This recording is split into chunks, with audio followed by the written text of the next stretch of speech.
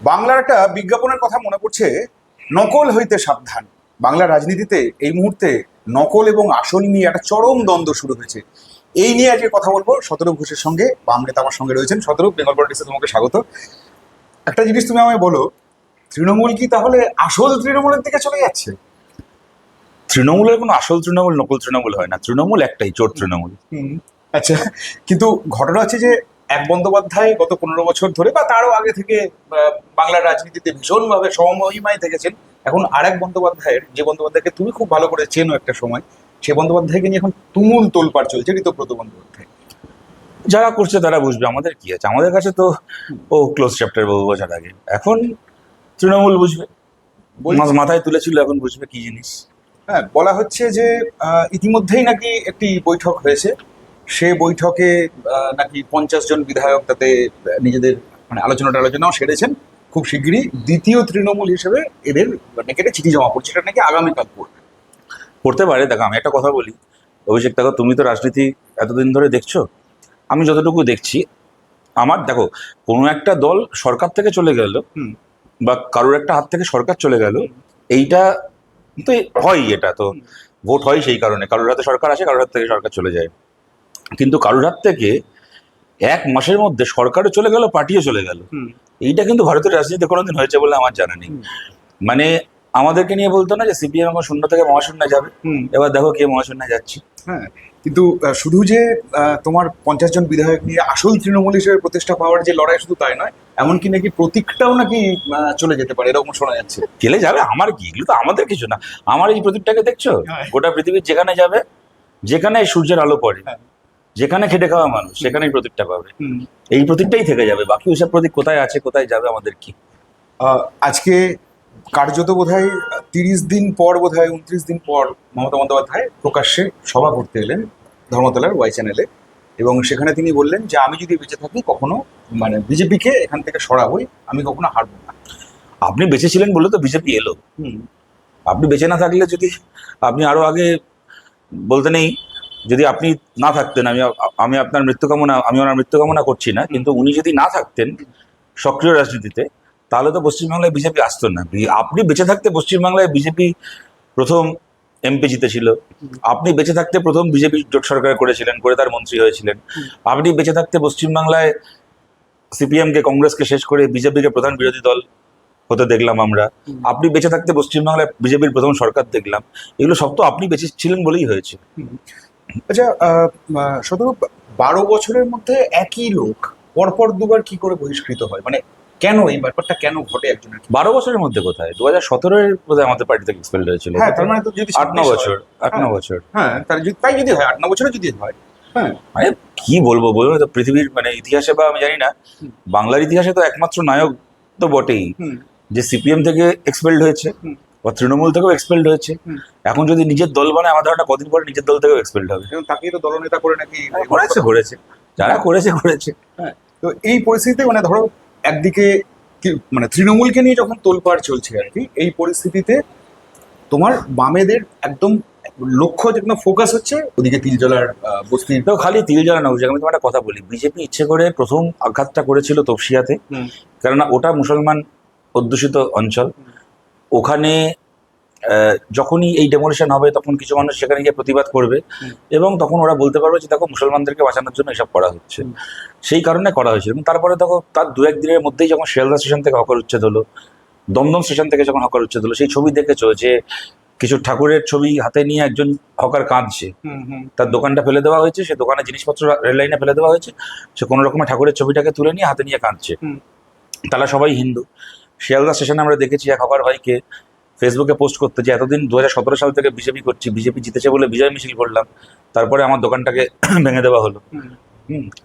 আজকে মনে করো তুমি গোটা পশ্চিমবাংলা জুড়ে দেখতে পাচ্ছ, ধরো দমদম বললাম, শিয়ালদা বললাম, কলেজ স্ট্রিট বইপাড়াতে উচ্ছেদের নোটিশ সার্ভ করে গেছে। বইপাড়ার দোকানগুলো 100টার মধ্যে 99টা দোকান হিন্দু মানুষের দোকান।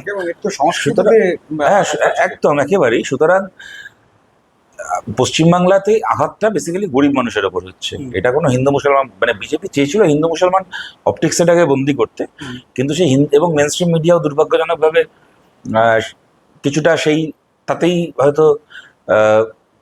তাদের সাংবাদিকতাকে সীমাবদ্ধ রাখলো, কিন্তু আজকের এই সোশ্যাল মিডিয়ার যুগে এবং তোমাদের মতো ইন্ডিপেন্ডেন্ট সাংবাদিকদের এখানে আমি অবশ্যই কৃতিত্ব দেব। এটা গোটা বাংলার মানুষ দেখছেন, যারা ভুক্তভোগী তারা তো দেখছেনই, যে এটা একেবারে ধর্ম নির্বিশেষে গরিব মানুষের ওপর এটা একটা আক্রমণ হচ্ছে। এবার দেখো এখানে কতগুলো কথা বলার আছে। এই কথাগুলো যে বলছি মানে কিন্তু কখনো দেখো এইটা নয় যে ইললিগাল বিল্ডিং যা হয়েছে সেটা খুব সমর্থনযোগ্য বা সেটাকে মানে রক্ষা করাটাই হচ্ছে একমাত্র রাজনীতির কাজ। কিন্তু আমাদের দেখো বক্তব্য এইটা যে অবাধে এত বছর ধরে হয়ে গেল তৃণমূল জমানায়, এবার আজকে আমি যদি রাতারাতি ওটাকে ডেমলিশ করতে যাই, যে বিল্ডিং গুলো এখন অব্দি তৈরি হয়নি, মনে করো কি তৈরি হয়েছে এখন অব্দি লোক আসেনি, মানে তৈরি হয়নি বলতেই বলছি আন্ডার কনস্ট্রাকশন, পুরোটা কমপ্লিট হয়নি, এই কমপ্লিট হয়েছে এখনো লোক এখন অব্দি আসেনি। কি মনে করো বিভিন্ন এই ধরো সরকারি একটা জমির ওপরই মেসির মূর্তি, সরকারি জমির ওপর তৃণমূলের পার্টি অফিস, সরকারি জমির ওপর মনে করো কোনো নেতার রিসোর্ট, বিয়ার বার, হ্যাঁ, তো কোথায় যে গড়িয়াতে কি একটা ক্লক টাওয়ার না কি বানিয়েছিল সেটাকে ভাঙা হয়েছে। আমি বলছি এইগুলোকে ইমিডিয়েটলি ডেমলিশ করা হোক, এই নিয়ে কোনো কথা নেই। কিন্তু যেখানে বিশেষ করে অত্যন্ত গরিব মানুষ বসবাস করছে, দেখো আইনত তো বিল্ডিংটা ইললিগাল, আইনত যদি আজ বাদে কাল কোর্ট বলে দেয় কি কেউ বলে দেয় যে ইললিগাল বিল্ডিং ভাঙা হবে, আপনি যখন কিনেছিলেন ইললিগাল জেনেই কিনেছিলেন, সুতরাং আমি কিছু করার নেই, কথাটা তো মিথ্যে না। সুতরাং আমরা কিন্তু কখনো এইটা বলছি না, এটা কোনো যেন ভুল বোঝাবুঝি তৈরি না হয় যে ইললিগাল বিল্ডিংটা খুব সমর্থনযোগ্য জিনিস, কিন্তু কথাটা হচ্ছে যে আজকে শাস্তিটা কে পাবে? যারা এই ইললিগাল বিল্ডিং এর ব্যবসা করে কোটি কোটি টাকার মালিক হলো যে তৃণমূলের নেতারা, তারা শাস্তি পাবে নাকি তারা ধরাছোঁয়ার বাইরে থাকবে, খালি গরিব মানুষগুলো শাস্তি পাবে? এইটা কি করা যায়? আমরা আদালতের কাছে অনুরোধ করছি এবং সরকারকেও বলছি এইটা করা যায় কিনা, যেখানে যেখানে কিছু ফাইন করে কিছু করে বিল্ডিং গুলোকে রেগুলারাইজ করার কোনো সুযোগ রয়েছে, কোনো মানুষের জীবনকে বিপন্ন না করে, কোনো কিছু না করে, যেখানে প্রভিশন রয়েছে, আমাদের তো মিউনিসিপ্যালিটি একটাই বিভিন্ন জায়গায় প্রভিশন রয়েছে যে এত পার্সেন্ট এক্সটেনশন, তার জন্য এই ফাইন দিয়ে পার স্কোয়ার ফুট করে সেগুলোকে রেগুলারাইজ করা, সেই সুযোগটা দেওয়া হোক। এক, দ্বিতীয় কথা হচ্ছে যেখানে সেই সুযোগটাও নেই কিন্তু গরিব মানুষ বসবাস করেন, সেখানে সেই সমস্ত প্রমোটারদের বিরুদ্ধে দরকার সরকার থেকে দাঁড়িয়ে আমরা তো আবেদন করছি, একটা বারের জন্য শুভেন্দু অধিকারী বলুন, একটা বারের জন্য অগ্নিমিত্রা বল, এই কথাটা বলুন যে এই মানুষগুলোর উদ্দেশ্যে বার্তা দিন যে আপনারা যাদের কাছ থেকে ইললিগাল বাড়িগুলো কিনেছিলেন, যারা আপনাদেরকে কাগজপত্র না দিয়ে ঠকিয়েছিল, দেখো গরিব মানুষ পড়াশোনা করেনি, তারা জানে না একটা বাড়ি যদি আমি কিনি আমার কি ডকুমেন্ট লাগবে না লাগবে। আজকে মনে করো তুমি আমি যদি একটা ফ্ল্যাট কিনতে যাই, আমরা কিভাবে সেটাকে দেখি যে সেটা লিগাল কি ইলিগাল? দেখো আমাদের কাছে তো তুমি হ্যাঁ মানে তুমি আমি তো জানি না যে কোন জমিটা সরকারি জমি, কোনটা বেসরকারি জমি, কোনটার কি প্ল্যান আছে কি আছে না। আমাদের কাছে ইজিয়েস্ট উপায় কি, আমরা ব্যাংক লোন করি, ব্যাংক কি সেটা সার্চিং করে, যদি সার্চিং করে ব্যাংক আমায় লোন অ্যাপ্রুভ করে, মানে আমি বুঝে যাই, তুমি বুঝে যাও যে বিল্ডিংটা ঠিকঠাক হচ্ছে লিগাল। আমরা সাধারণভাবে ফ্ল্যাট, এটা কিন্তু সাধারণ প্যাটার্ন, তুমি দেখবে কাগজপত্র ঠিক আছে কিনা, জমি কিনলে আমরা তাই করি, ব্যাংকের উপর সার্চিং এর দায়িত্বটা দিয়ে দিই, তারা সার্চিং করে দেখে নেয়, আমরা ব্যাংক লোনে কিনি, আমরা বুঝে যাই যে হ্যাঁ এটা লিগাল। এবার মনে করো যে মানুষটার জীবনে কোনো ব্যাংক অ্যাকাউন্টই নেই, সে এমনি ব্যাংক লোনের আওতার বাইরে, সে ইনকাম ট্যাক্স জমা দেওয়ার তুমি ছেড়ে দাও, মানে সে তার 3 বছরের আইটি রিটার্নের প্রসেসে তো মাসে মনে করো 2000 টাকা 3000 টাকা ইনকাম করে যে লোকটা, তাকেও তো একটা তারও তো একটা মাথা গোজার ঠাঁই চাই। এবার সে ধার দেনা করে লোকের কাছে চেয়ে চিনতে টাকা জমিয়ে কিছু করে, হয়তো গ্রামের দিকে কিছু জমি ছিল সেটা বিক্রি করে কিছু করে কিছু টাকা জমিয়ে, কোন একটা তৃণমূলের কাউন্সিলর, তৃণমূলের এমএলএ, তারা এসে বলেছে যে এখানে 3 লাখ টাকা দাও, ওখানে ওই ফ্ল্যাটটা তোমার, ওখানে 4 লাখ টাকা দাও, ওই ফ্ল্যাটটা তোমার। তারা এগুলো কিনেছে, তাদের কাছে একটা ডকুমেন্ট পর্যন্ত দেয়নি, একটা কাগজ নেই, কিচ্ছু নেই। এখন বিক্রি করে তারা কেটে পড়েছে, এখন তারা কোটি কোটি টাকার মালিক হয়ে গেছে, এই লোকগুলো মাঝখান থেকে সংকটে পড়েছে। সরকার থেকে যদি এই বার্তাটা দেওয়া যায় এই মানুষগুলোকে যে আপনারা এফআইআর করুন, আমরা এদেরকে গ্রেপ্তার করছি, এদের কাছ থেকে যে ওই টাকা আমরা বাজেয়াপ্ত করছি, এবং সেইটা দিয়ে সেটা গভর্নমেন্ট একটা গরিব মানুষের জন্য হাউসিং প্রজেক্ট তো করেই গভর্নমেন্ট, আগে আমাদের গভর্নমেন্টও করেছে, আর এই গভর্নমেন্ট চাইলে করতে পারে, সেখানে আপনাদেরকে রিহ্যাবিলিটেশন দিচ্ছি। না হলে এদের টাকাটা, যে টাকাটা এরা এখানে দিচ্ছিল সেই টাকাটা এরা ফেরত পাক, সেই টাকা দিয়ে এরা যেখানে সামর্থ্য হবে, একটা মাথা গোজার ঠাঁই নেই, আবাস যোজনার জন্য ঘর চাক, আবাস যোজনার টাকা আসবে, তার সঙ্গে নিজের এই টাকাটা নিয়ে তারা একটা ঘর করুক। আমি বলছি এতগুলো মানুষকে তো মেরে ফেলা যাবে না, এতগুলো মানুষকে তো মাটিতে পুঁতে দেওয়া যাবে না। তাহলে লক্ষ লক্ষ মানুষ, লক্ষ লক্ষ মানুষ, আমি খালি কলকাতা শহরে বলছি, গোটা পশ্চিমবাংলা ধরলে কোটি কোটি মানুষ, তাই তো এরা রাতারাতি যাবেনটা কোথায়? এরাও তো ভারতের নাগরিক। আমরা যখন ভারত মাতা কি জয় বলি, ভারত মাতার সন্তান কি এই মানুষগুলো নন? এদের থেকে বাদ দিয়ে ভারত মাতা, ভুল হয়েছে, ত্রুটি হয়েছে, সব হয়েছে, কিন্তু তার জন্য দায়ী তো যে কাউন্সিলর এমএলএ এমপি গুলো মিনিস্টার গুলো তৃণমূলের, তাদেরকে গারদে ঢুকিয়ে এই মানুষগুলোর জন্য এই আইন মেনেই যে রিলিফটা দেওয়ার সুযোগ আছে সেইটা যেন দেওয়া হয়। আমাদের কিন্তু আবেদন এইটাই। গতকাল দেখছিলাম যে শুভেন্দু অধিকারী কর্পোরেশনের কর্তাদেরকে নির্দেশ দিয়েছেন যে মানে বলা হলো আর সঙ্গে সঙ্গে মানে নোটিশ গেল আর সঙ্গে সঙ্গে সেটাকে ভেঙে ফেলে দিতে হবে তা নয়, এটা নির্দিষ্ট সময় দেওয়া হবে। এটা তো আইনেই আছে প্রভিশন, যদি ওটা দিয়ে থাকেন তাহলে ভালো। হ্যাঁ। তাহলে আমি ওনাকে অনুরোধ করবো যে একটু আপনার দলের লোকগুলোকে সামলান, যারা আস্ফলন করে যাচ্ছে, যে ভেঙে দাও, পুড়িয়ে দাও, বাড়িতে বসে বসে সব মানে হাই রাইজ বিল্ডিং এ নেটফ্লিক্স দেখতে দেখতে মোবাইলে ফেসবুকে আনন্দ পাচ্ছে এটা দেখে, যেটা গরিব মানুষের ঘর ভাঙা হচ্ছে, তার সন্তান রাস্তা দাঁড়িয়ে কাঁদছে। সেদিন তপসিয়ায় গেলাম, একটা বাচ্চা মেয়ে উচ্চ মাধ্যমিক পরীক্ষা দিয়েছে, সে ভালো নম্বর পেয়েছে, পলিটিক্যাল সায়েন্স অনার্স পড়তে চাই। জিজ্ঞেস করলাম কোন কলেজে ফর্ম তুলেছে, বলছে কোনো কলেজে ফর্ম তুলিনি দাদা। আমি কেন তুলনি? বলছে যে কি করবো, বাড়িটাই তোমাদের ভেঙে দেবে, আমি আর কি করে পড়াশোনা করবো। ভালো লাগে এটা দেখতে। দেখো, তুমি যদি একটা ভালো সমাজে বাস করতে চাই, আমি যদি তোমার আমার পরিবার নিয়েও একটা ভালো সমাজে বাস করতে চাই, তাহলেও তো আমাদের আশপাশের মানুষগুলো যেন সৎপথে উপার্জন করতে পারেন, তারা যেন ডিগ্রির সঙ্গে বাঁচতে পারেন, তবে তো সমাজটা ভালো থাকবে। এতগুলো মানুষ যারা করে কমে খাচ্ছে, তাদেরকে রাতারাতি আশ্রয়হীন, কর্মহীন করে দিয়ে কি হবে? আজ 5টা মানুষ ভিখিরি হবে, 5টা মানুষ ছিনতাইবাজ হবে, 5টা মানুষ অন্য কোনো ভুল পেশায় যাবে। মানুষের তো ধর্ম বেঁচে থাকা, জীবনের ধর্ম তো বেঁচে থাকা। হয়তো কিছু মানুষ আত্মহত্যা করবেন, আর যারা বেঁচে থাকবেন তারা হয় ভিখিরি হবেন, অথবা ছিনতাইবাজ হবেন, অথবা অন্য কোনো খারাপ পেশায় যাবেন। তাতে তোমার আমার আশপাশের সমাজটাও খুব ভালো হবে। সুতরাং এই উল্লাসের লজিকটা কি?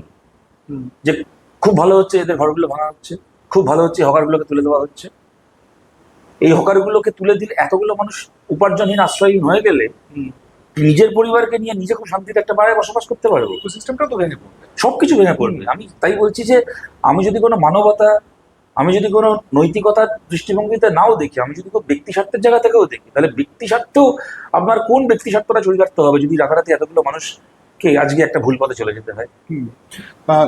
আমি হিসেব করে মানে এমনি সেদিকে কথা বলছিলাম গার্গীদির সঙ্গে, গার্গীদি বলছিলেন যে 9 করে সারা বাংলাতে প্রায় বোধহয় 1 লাখেরও উপর হকার যাদের কার্যত কর্মহীন হয়ে পড়ার মুখে আর কি। আমার ধারণা তার বেশি হবে। হ্যাঁ, এবার যদি তাই হয়, মানে রেল হকার 1 লাখ হয়ে থাকতে পারে, হ্যাঁ, এবার যদি তাই কিন্তু যদি তুমি আরবান মানে স্ট্রিট হকার সব মিলিয়ে ধরো তার বেশি, অনেক বেশি। এবার এটা যদি আমরা 4 দিয়ে গুণ করি, তাহলে তো এটা তো বিপুল সংখ্যক মানুষ। দেখো ভাই, এবং খালি এই বিপুল সংখ্যক মানুষ বলতে খালি এই মানুষগুলো নয়। আজকে তুমি যদি 5 টাকা চা খেতে পারো, আজকে এখান থেকে ফেরার পথে খেতে পারছো হকার আছে বলে। হ্যাঁ, একেবারেই তাই। যদি সকালবেলা বাড়ি থেকে বেরিয়েছো, কাজ করে সন্ধ্যাবেলা ফিরছো, কি মনে করো একটা মফস্বল শহর থেকে কি গ্রাম থেকে কেউ একটা কলকাতায় কোনো কাজ নিয়ে এসছে, শিয়ালদা স্টেশনে নেবে, হাওড়া স্টেশনে নেবে, কাজ করে সন্ধ্যাবেলা আবার ফিরবেন, দুপুরবেলা যদি 30 টাকা দিয়ে কোথাও সবজি ভাত বা ডিম ভাত খেতে পান পেট ভরে, তা কিন্তু হকার আছে বলেই।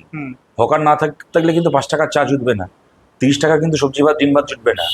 হকার না থাকলে কিন্তু 200 টাকা 250 টাকার জামা জুটবে না, তখন কিন্তু 1000 টাকা 1500 টাকার জামাই পড়তে হবে, মলে যেতে হবে।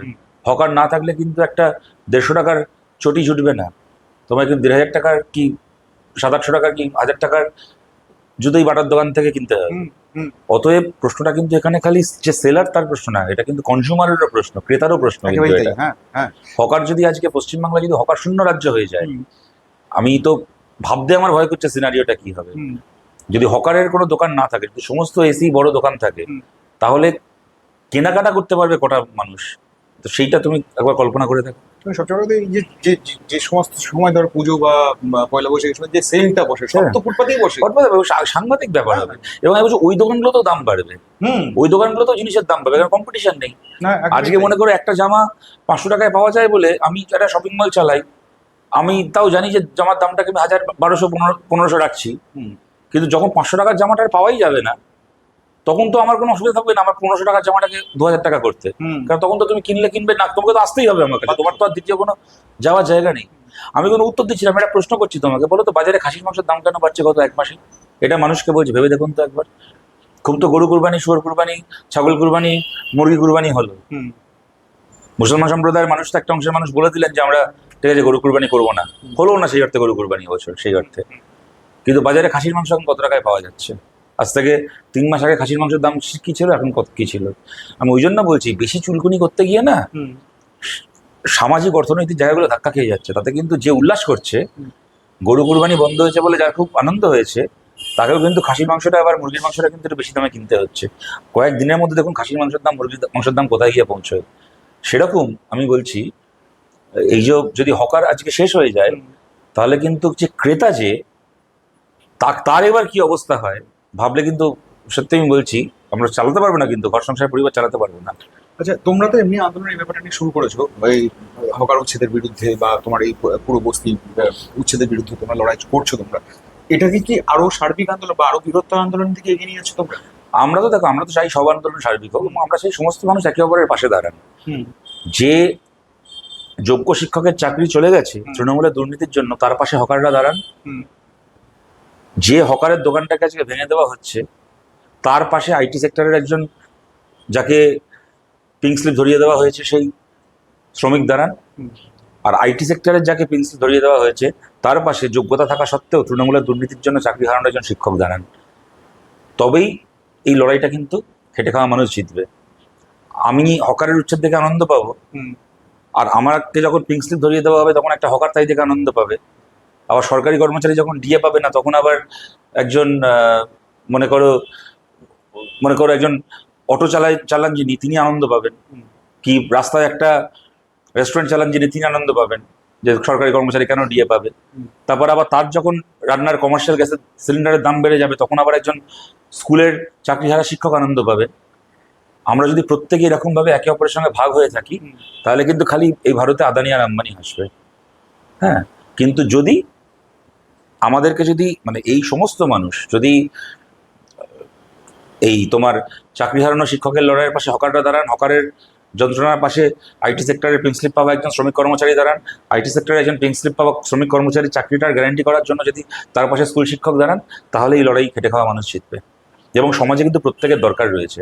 সমাজে যেরকম একজন সল্টলেক সেক্টর 5-এরও দরকার রয়েছে, সল্টলেক সেক্টর 5 আমি বলছি তোমার তোমার যারা দর্শক, যারা অডিয়েন্স, যারা আমাদের আলোচনা শুনছেন, যারা যারা সেক্টর 5-এ চাকরি করেন বলুন কজন? সেক্টর 5 আমাদের খুব চেনা এলাকা। হ্যাঁ, মানে প্রত্যেকদিন কাজ সেক্টর 5-এ যেতে হয় বিভিন্ন কারণে, এমন একটা জায়গা। সেক্টর 5-এ দুপুরবেলা তোমার কদিন আগে কি অফিস ছিল ওখানে সেক্টর 5-এ? তুমি তোমার কথা বলো তো, কদিন তোমার অফিস থেকে বেরিয়ে তুমি পাশে মনে করো এই তোমার মোমো আয়ামে আর এখানে ওখানে খেতে, ষোলোয়ানা বাঙালিতে খেতে খেয়েছো তো দিনের পর দিন। আজকে সেক্টর 5-এ ফুটপাথগুলো খালি হয়ে গেলে বলুন আজকে আইটি সেক্টরের একজন কর্মচারী কোথায় খাবেন দুপুরবেলা?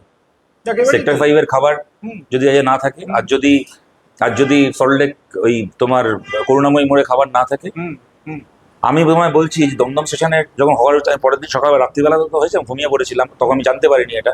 পরে আমি দেখলাম ময়ূক গাড়ি দিয়ে ওরা সবাই গেছিল, সোমনাথ দা, আমাদের সোমনাথ ভট্টাচার্য, তরিদ্দা হতো রাত্রিবেলা খবর পেয়ে ব্যারাকপুর থেকে ছুটে গেছিলেন। আমি জানতাম না। আমার পরের দিন খুব ভোরবেলা আমার ট্রেন ছিল, আমি মুর্শিদাবাদ যাচ্ছিলাম হাজারদুয়ারি কলকাতা স্টেশন থেকে। হাজারদুয়ারিতে ওঠার পরে আমি দেখছি যখন দৃশ্যটা দমদম দিয়ে, হ্যাঁ আমি বলছি তোমাকে চোখে জল আসছে দেখে। আমি রবীন্দ্রভারতী বিশ্ববিদ্যালয়ে কিছুদিন পড়াশোনা করেছিলাম মাস্টার ডিগ্রি।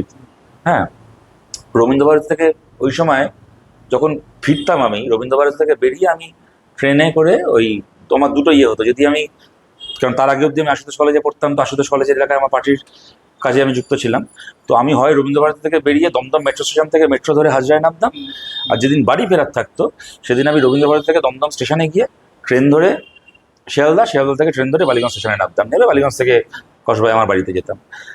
দিনের পর দিন বলছি আমি অভিষেক, দমদম স্টেশনে ইউনিভার্সিটি থেকে বেরিয়ে দমদম স্টেশনে বিকেলবেলা আমি হয় ডিম টোস্ট খেয়েছি, না চাউমিন খেয়েছি, না পকোড়া খেয়েছি, চা খেয়েছি দিনের পর দিন।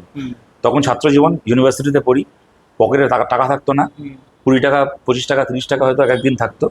হ্যাঁ, সামর্থ্য ছিল না ওখান থেকে বেরিয়ে। আর রবীন্দ্রভারতী কোথায়, সেই তোমার বিটি রোডে, আর আমার বাড়ি কসবায়।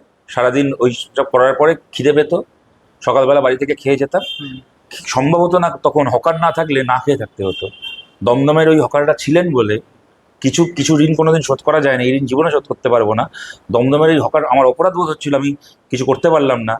আমি জানতাম না এরকম ঘটনা ঘটবে। মানে অন্ততপক্ষে গিয়ে যেভাবে তরিদ্দা গেলেন, গার্গিদি গেলেন, ময়ূক গেল, আমি যেতে পারলাম না, খবর পেলে যেতাম। তাদের কাছে আমার এই ঋণ রয়েছে।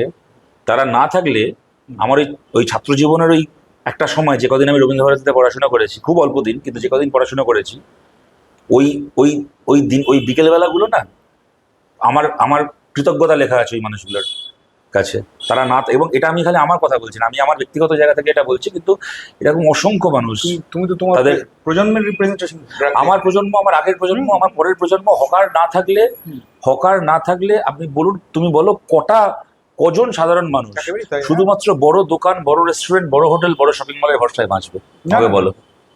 খুবই খুবই খুবই গুরুতর একটা বিষয়। মানে ফলে তোমাদের এই জায়গায় আন্দোলন এখন নতুন দিকে মোড় নেওয়ার, মানে আমি বলতে চাইছি যে কোথাও কি তোমাদের গণ অবস্থান বা এই ধরনের কিছু ভাবনা ছিল? সবকিছু করতে হবে, রাস্তায় লড়তে হবে, আইনি পথে লড়তে হবে।